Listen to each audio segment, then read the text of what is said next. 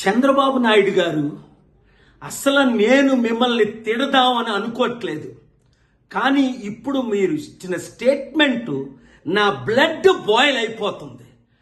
దేవుడు మిమ్మల్ని క్షమించడు. Steel plant విషయంలో మీరు కాంప్రమైజ్ అయిపోయి 1,00,000 కోట్లు తీసుకున్నారా, 50,000 కోట్లు తీసుకున్నారా, ఎంతకి కాంప్రమైజ్ అయ్యారని అడుగుతున్నా. ఇప్పుడు మీరు అంటుంది ఏంటి?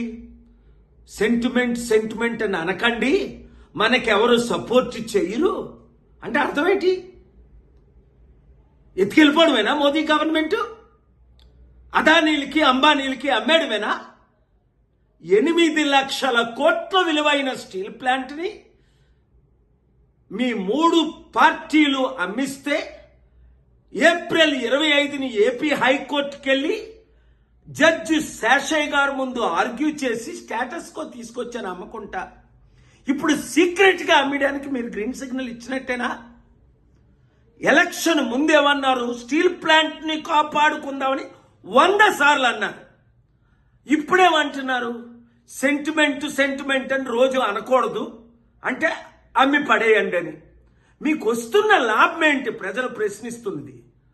మీకు ఎంత డీల్ సెటిల్ అయింది? ఒక్క స్టీల్ ప్లాంట్ ఆదాయమే మన ఆంధ్రప్రదేశ్ అప్పుని 10 సంవత్సరాల్లో తీర్చుతుంది. లేదా అమ్మేద్దామా? 8,00,000 కోట్లు నేను బేరం పెడతాను. 33,000 ఎకరాలు మొత్తం, ఎకరం 30 కోట్లు, 9,00,000 కోట్లు విలువైనది. ఏంటిది?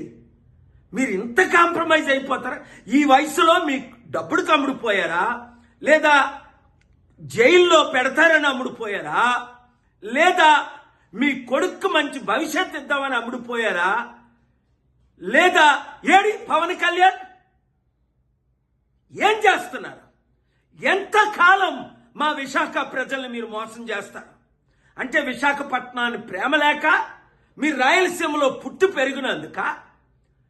నాకు ఊహకు అతీతంగా ఉంది.